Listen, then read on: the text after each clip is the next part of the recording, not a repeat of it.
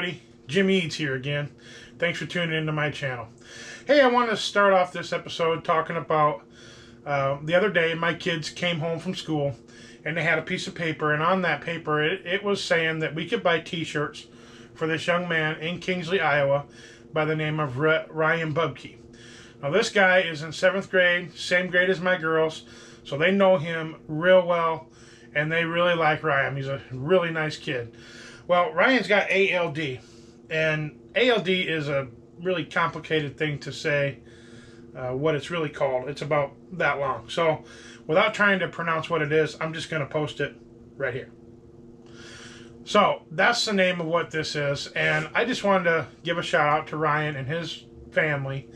As a matter of fact, his two brothers also have this ALD, and their dad, Adam, what a super guy. I mean, I couldn't imagine being in his shoes, having to raise 3 boys with the same thing that he's dealing with. So I want to start off with giving you guys a shout out.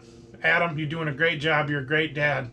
Keep them boys happy as you can. So on a lighter note, I do have a project today. Today is 30 days from the day I put that dry aged beef into that little refrigerator. I know earlier I said I was going to do a couple little updates on it and this and that. I decided just to let it be. I did check on it about every day or every other day to make sure that my temperatures are right and everything's looking good.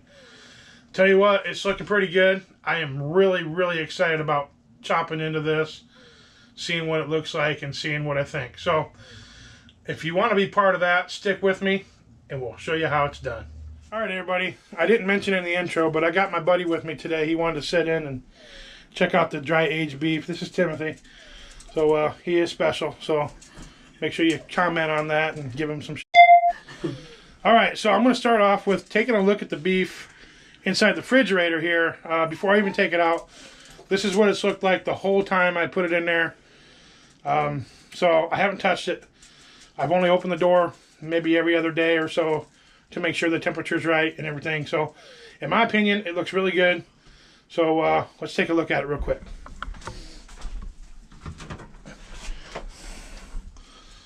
It's kind of dark in there. I think it'll be all right. Yeah, I got a bunch of beers in there.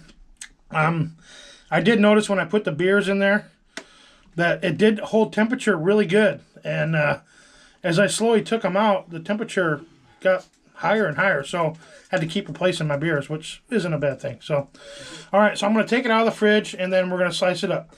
So give me 1 minute. I'll be right back with you. All right, so I got it out of the freezer, the refrigerator.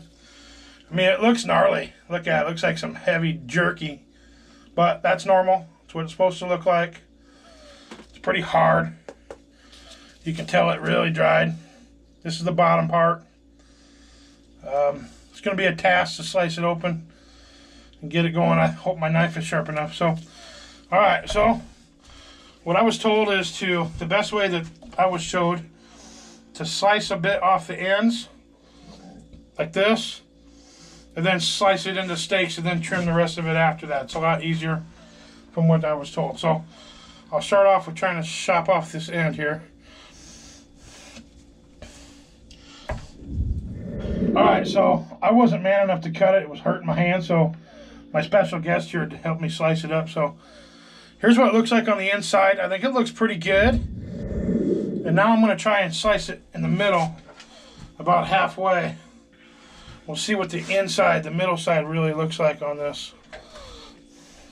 Alright, so we cut it in half. There's the inside. I think that looks really good. Pretty soft right there. It's how I wanted it. Of course, all this is going to come off yet for the trimming process. Alright, so my special guest went ahead and sliced them off for me because I guess I'm a big puss. But either way, it was not easy to cut. I really need to invest in the correct knife. I looked for a really long, like butcher shop knife at Walmart where I was at. They didn't have one that was real long, so I just went with what I had. Note for next time. So I will be investing in one of those. These steaks look absolutely amazing if you ask me. Nice thick. Still got to trim the outsides. But look at the marbling in that. It's real soft. I'm very impressed. Can't wait to give it a shot. So I'm going to go ahead and start trimming off the edges. Basically all I'm going to do is just go around it all the way. Get all that dry stuff off there. This part isn't as hard as cutting the whole thing in half. I mean, it's cutting real soft, real easy once you get it sliced up.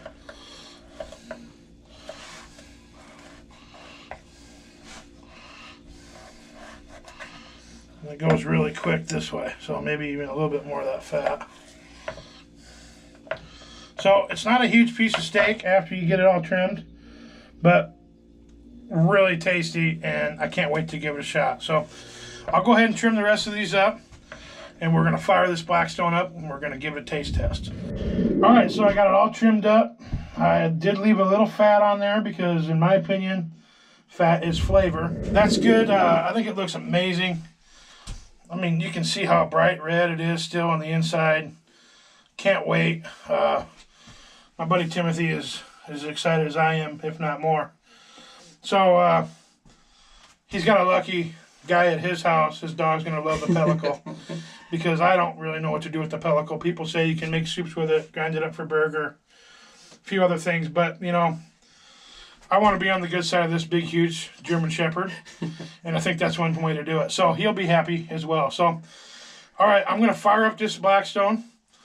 What I'm going to do today is I'm going to cook one of these steaks. And then this is also a New York strip that is just regular, not aged at all. I just took it out of the freezer earlier. It's about room temperature. I'm going to do all I can do to doctor this up with seasoning and everything else. I'm not going to do nothing to this but put salt and pepper. And I bet you we're still going to like this one better. So I'm going to cook one of each, this one and this. We're going to do like a comparison taste test. I'm going to go ahead and prep up some potatoes and some onions and some peppers, and we're going to make a meal out of this. So I'm just going to dice these up like I always do. Pieces like that. I'm going to get these on a little bit of orange pepper because it's pretty. I'm going to have more pepper than I need, so I'm just going to use half of the other two.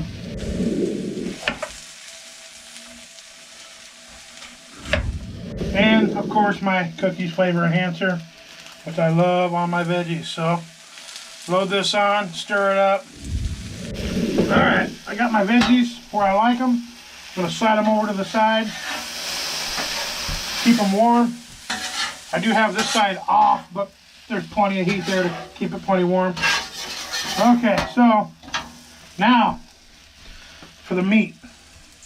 What I'm going to do is I'm going to salt and pepper the dry aged with sea salt and pepper mixture. That's all I'm going to put on the dry aged. Salt and pepper this side.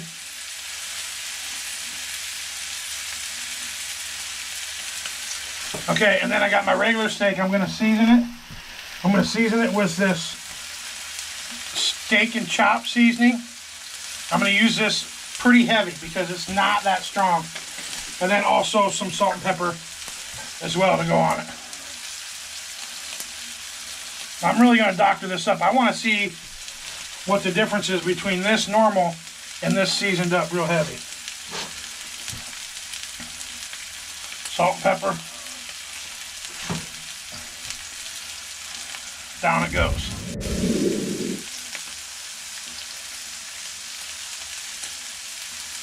Okay, so I'm going to give the dry aged about 3 minutes on this side at most, and maybe that much on the other side, and about the same on this steak as well. The reason I'm going to do the same amount of time is because there's a huge thickness difference. So, alright, I gave it my first flip. It's got a good char on that side and that side as well, and that looks simply amazing. So I think I went about 2.5, 3 minutes. We'll do the same on this side and we'll give it a try. I'm going to shut the heat off and let it simmer for a minute. About 1 more minute, I'm going to take them off the Blackstone. I'm going to set them on my cutting board. I'm going to let them rest for the same amount of time as I cooked them. So we're going to let them rest for about 5 minutes, 6 minutes tops. All right, I went ahead and pulled the dry aged off because I was worried that they're getting a little bit well done. They're pretty stiff in the middle. I'm new at this cooking dry age, so I'm just kind of taking a guess. This is awfully soft in the middle, which means it's still pretty raw. So, like I was told before, this steak will actually take longer than this steak. So, I'm going to let this one go for a little longer. I'm actually going to put my heat press on there, try to get it going. Only because we're hungry and I'm tired of waiting. Alright, I'm pretty sure that this one is pretty good. Alright, I'm going to plate Timothy's up quick and then we'll slice into mine. And then he'll slice into his and we'll show you both of them. So, got one here, so hopefully he's hungry. He said he hasn't ate all day. Alright. Here's. Alright, tell me that don't look amazing. We haven't sliced it yet, but just looking at that makes me hungry. Can I cut under it or what? Go for it. Cut it up. I'm excited to see. Timothy's going to go ahead and cut it open. And we'll take a look at it. Compare the two here in just a minute.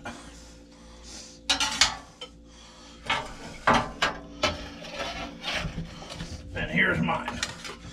Boy, that looks good. Can't wait to try that. So, I didn't cook them quite enough, so we decided to throw them on. We're going to take a look. This is what it looks like after about a minute and a half, 2 minutes on each side. So it's a little early, but that's okay. This is my experiment. So we're going to put it back on here. We're going to let it cook for a couple more minutes tops, and then we're going to give it another try. All right, so we're taking them off. This one's Timothy's. I'm going to hand this to him. Thanks, sir. Yep.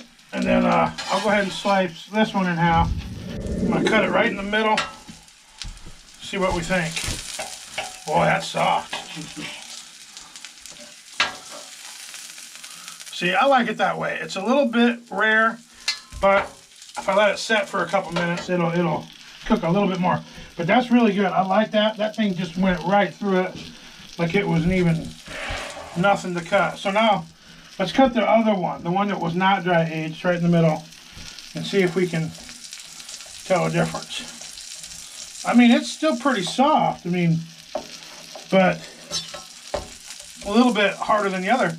And of course, I get the regular steak mid-rare on the money because I cook these all the time. Tim, take a look at that. Beautiful. I mean, that's pretty amazing. So I'll cut another slice off, or two, or three. Okay, 4. Because we likes to eat. I tell you what, that's why I'm Jimmy Eats. This is twice as thick and like butter for real. Except for that little piece. Wow. I love it. It's a little mid-rare. I like mid-rare.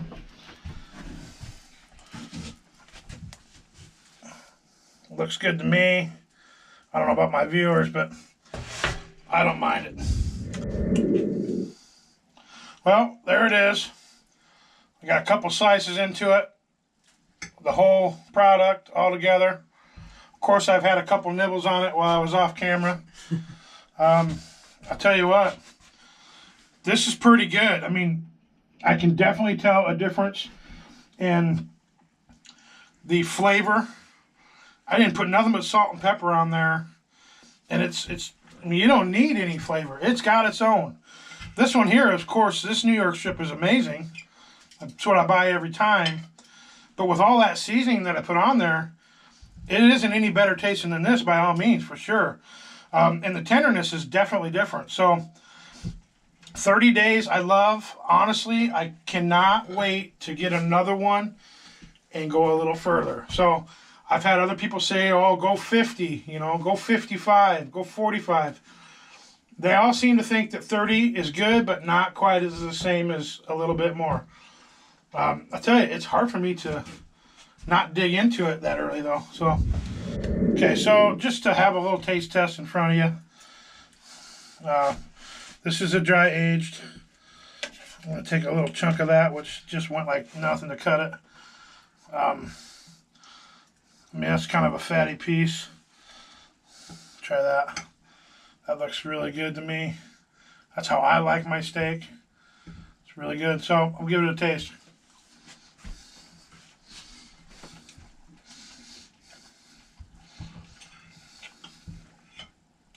It's crazy. It's crazy how good that is without steak seasoning. With nothing. Here's a regular steak, which, don't get me wrong, it's on point. It's a good steak, perfectly mid-rare. I mean, it's still a great steak, and I'll show you. By all means, I mean, nothing wrong with that either. But this isn't too bad. I'm pretty happy with myself for the very first try. I don't know if anybody else on here that watches my channel ever does this dry aging, but I tell you what, give it a shot. If you like steaks and you like experimenting a little bit, do like this. Get yourself a little fridge, clean it out, stick it in there, watch my video how I did it. I'm pretty impressed for my first try. By all means, give me some comments. Let me know what you guys do, whether you got some tips for me or not. I'm open for any suggestions, always. Another thing, give me some more ideas on some things to cook. I've had a few in the last couple other videos I've done were some suggestion videos, which is really helpful for me to get more ideas.